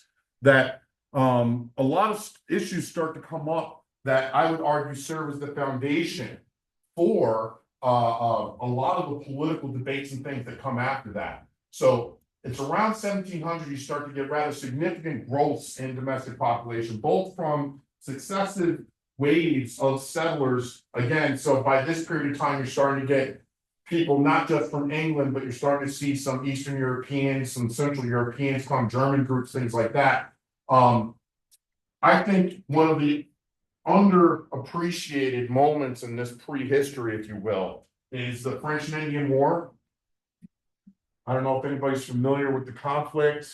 So again, I'm sorry, I thought you said.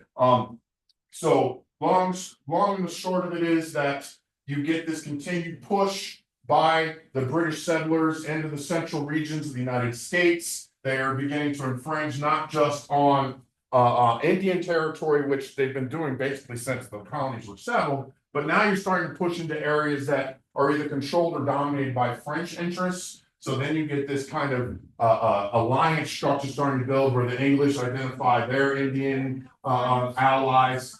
I'm sorry? Is that why France gave us money to fight for our independence? Is that one of their? Oh, no, that's they start to develop that a little right at this point. They weren't our ally, not on that level. Once the Revolutionary War breaks out, a long-standing dynamic between France and England is whoever is fighting my enemy is my friend while I'm fighting them. And so that's when France starts to really, and also obviously you start to get the growth of French revolutionary sentiment during the mid and late 1770s. And so all of a sudden now there's this, you got a kind of like fraternity, at least a perspective that begins to develop. But at this time earlier on, the French are still those people in central United States that are to a certain degree impeding the continued growth and expansion of the colonies to the west. So the war takes place, and obviously the English settlers win, but a big part of that was the cost of the war to the English. And it was the French and Indian War that led to the first implementation of the tax systems that would ultimately lead to the American Revolution. And what's also interesting at this time is a part of this is the British were very concerned about future wars of this type. So this is also the point, and forgive me, I don't remember the exact name of the law, but basically they passed a law stating that the English colonists can no longer move further west. That's another significant, wait a minute. We are in control of our own destiny. Property and access to it is gonna be the key to the expansion of our rights and our economic power. You, the big domineering state, are telling us what to do without fair representation. And there's this rise up of individuality of I want to promote my individual freedoms. And so that's when you start to get real significant pushback against British control of the colonies. So what I want to kind of spend some time talking about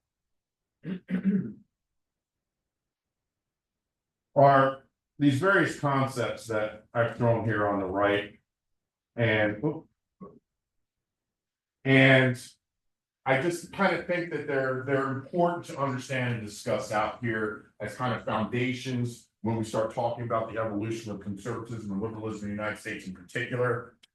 So first and foremost, again, that voluntary community concept. Independence of communities as a primary characteristic of early American colonies. I was a citizen of the Massachusetts Bay Colony way before I was an American citizen. I don't care what piece of paper this got signed in DC. And that's an important distinction because I would argue, and you guys tell me if I'm wrong, I think that still exists to this day. I think, generally speaking, we all recognize each other as American, but you'll forgive me, I think that's a somewhat nebulous, ubiquitous term for most of us. And that whether or not you're Missouri or in New York, or liberal or conservative, or any number of other identifiers tend to be more important as our exchange with other citizens than the fact that we're all Americans.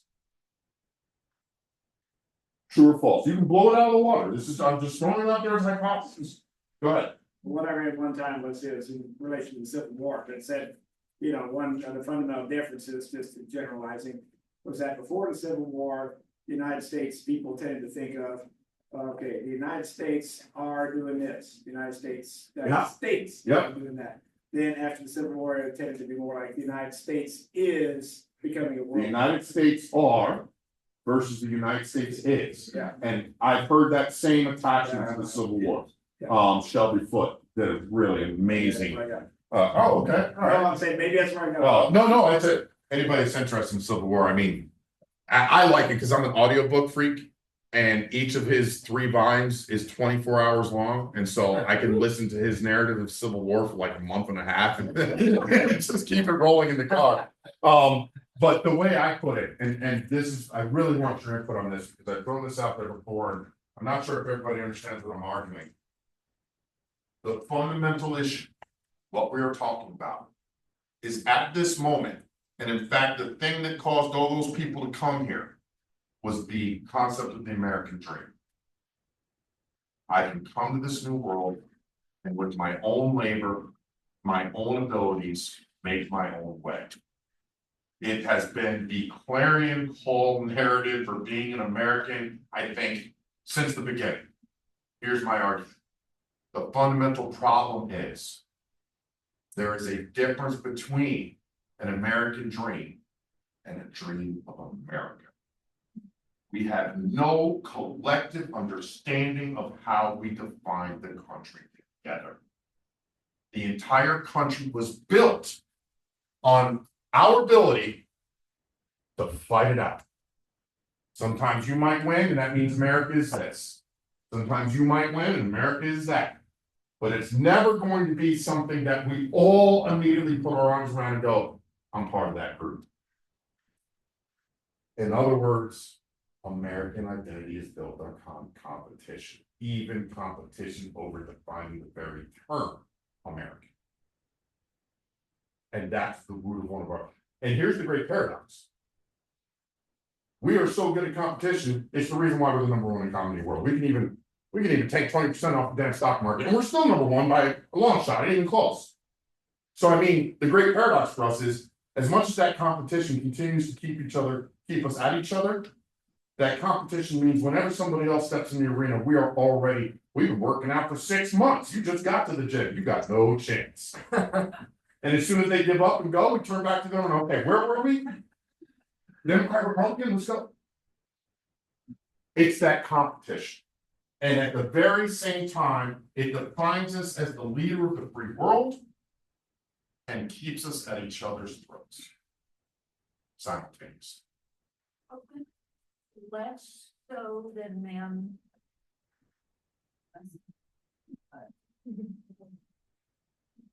Less so, Less competitive. Than men. not if you meet my wife. Vote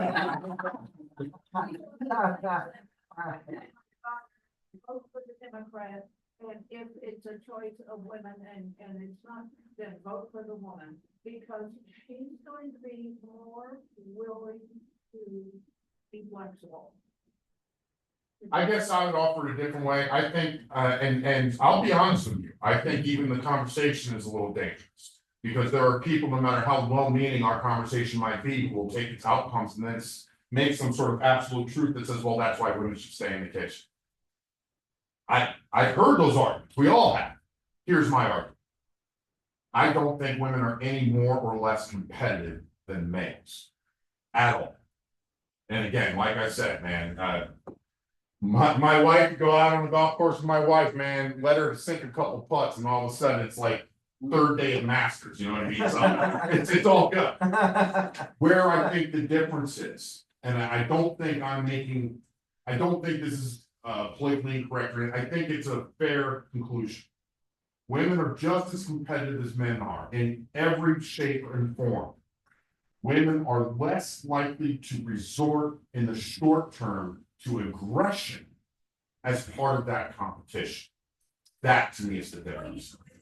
By the fact that 2 times that Trump has won, his opponent was women, and that pretty is significant. Listen, it's because, and again, and if y'all ain't figured it out already, I have no problem jumping both feet into the pile of BS and just stopping around and getting myself dirty, so I'm gonna do it again. I think one of the groups that has been most difficult for me to understand from political perspective, to be honest, is the American female voter. Because contrary to just about every other minority group, there is a significant measurable group of women who actually agree with many of the things that are used to then put them in a box. The idea that we had to actually create a new term for feminism called traditional feminism, in which women argue specifically for the traditional roles of women, and that they should be held up and recognized as being, no, there's absolutely nothing wrong with a woman who chooses not to go to college, stay at home, have children early, and rape. They should be lauded. They should be, from a conservative standpoint, they are absolutely the foundations of maintaining conservative traditions. That's the key. And so I look at, again, for me, the example, the ERA movement failed because the majority of women chose not to vote in favor of it. That was Like to me, the only equation I can make is the idea that a majority of African Americans voted against the Civil Rights Act. That's the only, and I mean, I literally don't get it, but that's that. Listen, it was women that saved Trump after the bus video. Yeah. Enough middle-aged white women came out and, oh, that's just boys being boys. That left the rest of individuals, well, if they're not gonna call them out for that, what do we got? That's why he got away with it. And so I'll be honest with you, to be clear, in the same way that I'm confused at the number of minority males, specifically African American and Latino males, that voted for Trump this last go around. But that's because, again, and this relates directly to what we're talking about, you want to talk about an under-discussed aspect of American culture, it's our own version of machismo. Might not be, the cowboy hat and boots, and in the same way it is in some of the Latino cultures, here it's a big pickup truck, but it's the same concept. I know, you all that. I gotta get out of here first, make sure my tires don't get. So again, one of my arguments. We have grown, we were planted and have grown as an atomistic society. We are bubbles in the soda. We are a collection of individual dreams, perspectives, experiences that, because we're in the same glass, call ourselves Americans. But there is nothing within our society that forces us to bring those bubbles together to create a single understanding of America. And in fact, not only are we just fine with that, that's the way we built it.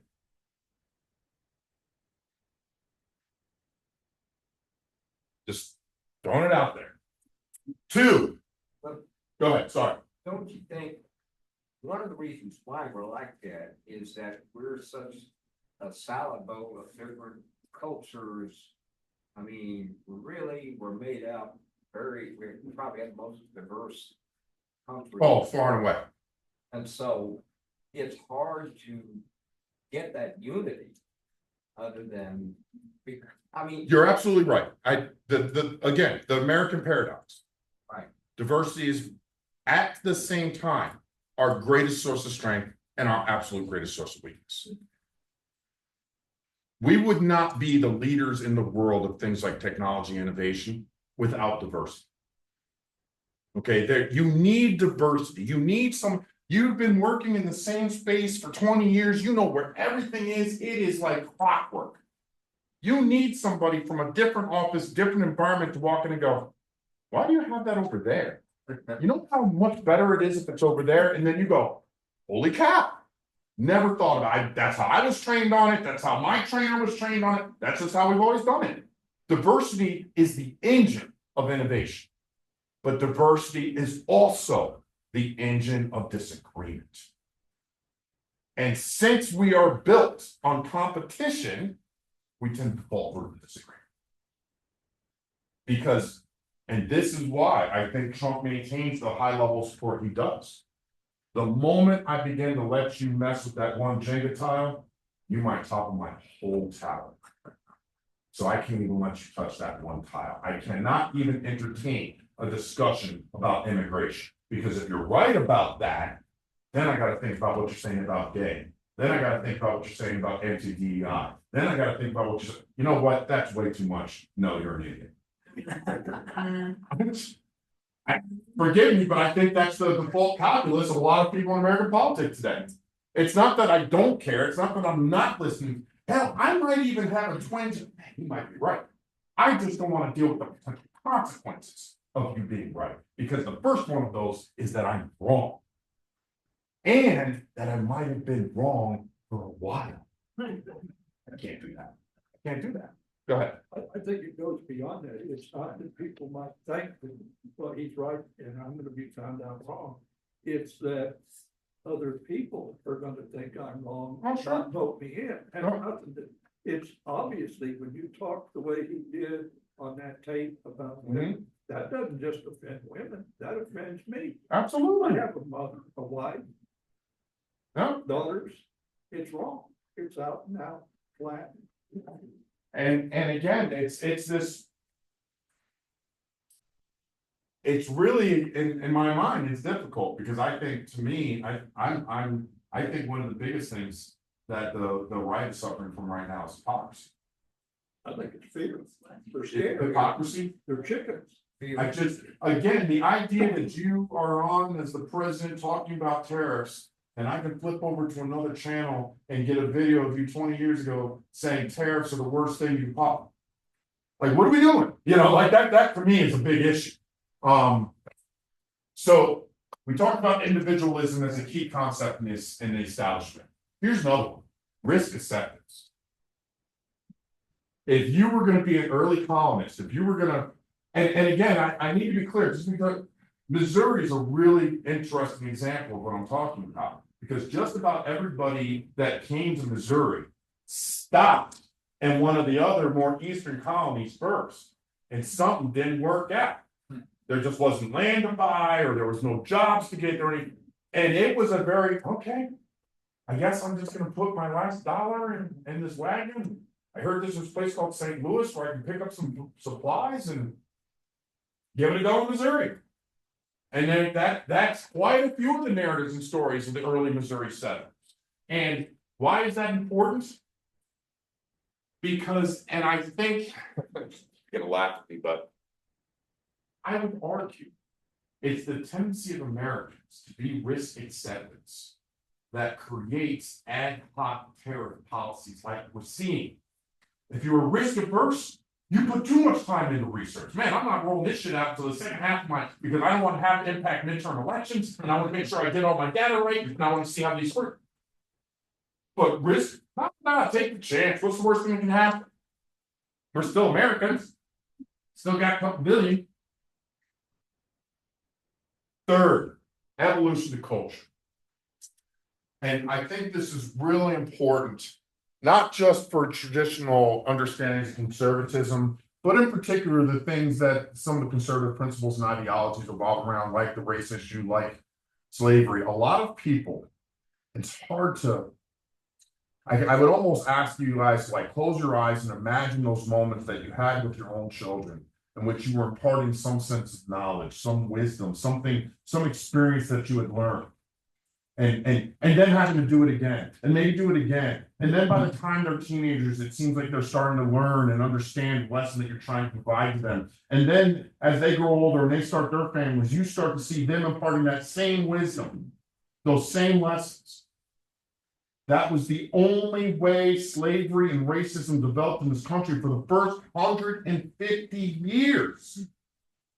I really need you to understand that we're talking generation after generation of the slave owner. You're the kid sitting on the fence, watching for the first time as I punish a slave, and having to make sure that you understand not only is this culturally acceptable, it's necessary. And there should be zero moral issue attached to it. You are doing what you have the right to do with your property. It wasn't until the mid-1700s that you had the establishment of formal slave codes. There were community agreements and things, but for a long time, it was just agreements within the community. Hey, listen, I got to go to St. Louis. Can you watch my farm and make sure the overseer keeps track of everything this weekend? Those are the sorts of community agreements for generations.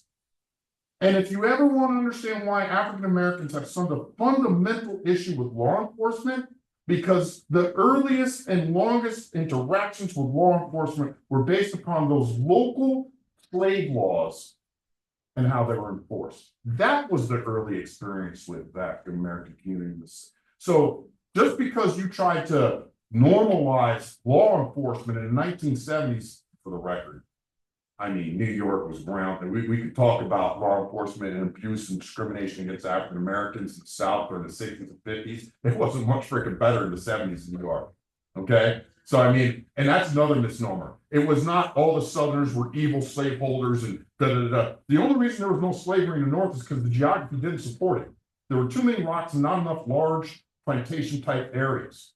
So, slavery in the North tended to develop as single servants, as opposed to large 50 or 100 group gang groups on a farm. That's the reason slavery didn't develop in the same way in the North. But it's an absolute error to assume that somehow the Northerners were just more progressive and less tended towards racist perspectives. Not even close. Go ahead. I read once about it was a French diplomat of some kind who visited Mount Vernon at about 1798. It was after Washington left the office and was there again before he died. And he said, you know, he's with Washington and he was showing him around all that kind of stuff, and he seemed, you know, be pleasant about everything. And an overseer, one of the many, I'm sure, came up to him reporting on a minor, what appeared to be to this guy, the French guy, a fairly minor indiscretion among some of the slaves, and said he saw Washington turn his demeanor turned like that. I mean, he said in his response, you know, I don't know what it. He was the largest slave owner in Virginia while I was there. He just said he was struck by that, even at that in that era of time, how different Washington reacted when he heard that one of the slaves had done something that was just a little bit, you know, not by the book. You want? I mean, it is for me reading that the Shelby Foote narrative actually, because he goes in depth to the slave question as it evolved during the Civil War. And he has some sections in the book where he talks about the arguments that were being made by Southerners at the end relative to the property issue. And that was such an important point. Fine. I'll come back in the union, but you have to respect my property rights. And since you're taking my property away with the Emancipation Proclamation, you owe me. There was one of the very first Black communities that developed, and I want to say it was 1865, 1866. It was on the coast of the Carolinas and into Georgia, and it was developed predominantly by Sherman distributing land that he had taken during his march through, right? You're right. And so then when Lincoln finally makes the agreement to begin Reconstruction, they gave all that land back. And the argument was that, okay, you want me to retake this loyalty oath, you want me to do these things, fine. You need to reinstate my rights as an American citizen, which means rights of property, give me back my land. And all those African Americans were kicked back off that land. So it's an issue, and one of the reasons why I'm kind of talking about this a little bit more is that in many ways, I think this is the birth of American conservatism. And what's ironic is it's born from the seed of classical liberalism. That's my primary argument here, is that we start to see this interweaving of liberal and conservative principles within the American context, because I need to shape both philosophies to this new environment, this new political system. And so one of the things that really develops is this concept of the other. Whether you are talking about the Native Americans or the newly imported African slaves, early American settlers were xenophobic for sure. If you weren't part of my community, I can't trust you. I don't know who you are. I don't even understand the language coming out of your mouth. You know what? Shoot first, ask questions later. Voluntary community. The only people I can trust are people that look like me, pray like me, and live in the same type of houses I do. Liberty, property, and centrality of economics. Because we threw off that traditional old world social framework, specifically the titled gentry, the aristocracy. To be clear, most of the settlers were coming here because they did not like that system. But it's not that they didn't like the system because they thought it was morally reprehensible or socially inappropriate. They didn't like the system because all the titles were already taken and there was nothing for them. And I can come to a new world, get land, create my own damn title, and have just as much power as all these Whigs over in England. And I can do it on my own terms. The birth of the American aristocracy. In the South, it becomes the land-owning, slave-owning gentry. In the North, it becomes your proto-industrialists. But it's the same motivation. I want that. I want to be the higher class. I just don't want it to be driven because my father did. No, it's going to be because I built the factory, I bought the land, I built the house. That's going to be my source of power. Again, you start to see. What's interesting to me is it's almost like I'm going to start promoting these conservative principles because I just made this new tradition because I'm a liberal, individualized. And then once I make that tradition, because I have the freedoms to do and act in my own way, now I need to encapsulate it, make it a custom, and now I need to defend it, which forces me to switch over to conservatism. Fascinating dynamics. All right, so, and I know we're running short. I'm going to stop on this and I'll pick up at the end of there's 2 more slides after this one. But I just wanted to emphasize that, again, the colonies were not started in the same way. There were distinct differences in the motivations of the colonists that came over, as well as the frameworks and the structures, especially the government, that were created. And so, not for nothing, a lot of the charming colonies, i.e., groups, this idea of the group being the source of privilege, a lot of your northern colonies, a lot of your religious base, and that's where you get the Quaker, the Protestant movement, and a lot of other kind of development of different kind of religious and philosophical foci for their colonies. A lot of the southern colonies tend to be proprietary because it was a single individual that had gotten the grant and the ability to go and start it. And why is this important? It's not as important in terms of, obviously there was changes as time goes over, and there's, especially as we move towards the revolutionary period, development of the Constitution, development of the Articles of Confederation, you see a certain normalization of, if you will, of those kind of community-based political systems. So what I am suggesting this does, though, is it creates that increased separation between colonies. I have no, man, we don't even run our colony the same way, let alone pray in the same type of church. Why? I don't know if a lot of you guys are, the South did not give troops to Washington for the first 2 years of the Revolutionary War. It wasn't until the British invaded Virginia that they, I guess we better pitch in. There wasn't even an understanding of America. Yeah, I mean, never mind the fact that some of the earliest terrorism took place, the first terrorism took place with the colonists against the Native American populations. They then were retributed, and Native Americans used terrorist activity against the colonists. The third one were the revolutionaries against the loyalists during the Revolutionary War. Tar and feathering, that was a very real thing, and it killed you. Despite what you might remember from that early Bugs Bunny cartoon. and again, guys, in the end, there was one unifying characteristic, regardless of how you establish your colony. Only white men, only not even only white men. That's so important to this message. You got also own property. And you might have heard it a different way in modern politics. You gotta have skin in the game. You don't have property in our community, there's no guarantee you're gonna stay in our community. So why would I give you the rights that I'm giving other individuals that do own property? So property becomes the main. And so now all of a sudden, the moment I can start transferring, okay, physical property, I gotta keep moving west, I gotta keep moving west, that's the only place I'm gonna find new property. Slaves. I can build as much property as I need right here. That was the transformative component for the South versus the North. Questions? Comments? Well, only white men who own property have the right to vote. That continued even after we became a country in some states for a while. You want to know how impactful that concept is? One of the first things that you would do as a free black is buy a slave. It's the only way I was going to start to build my own political power. If all the people in the town have political power because they either own physical land or a slave, and I'm a newly free black and I want to participate, I've got to own property. But they already own all the physical property, so I'll buy some slaves. And that to me, fast forward to today, one of the most frustrating things as an African American is the degree to which young African Americans, especially young African American males today, use the N-word. It drives me up a wall.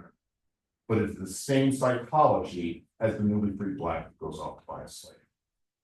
I need to figure out how to promote myself within the society of what's in front of me and what I can get access to.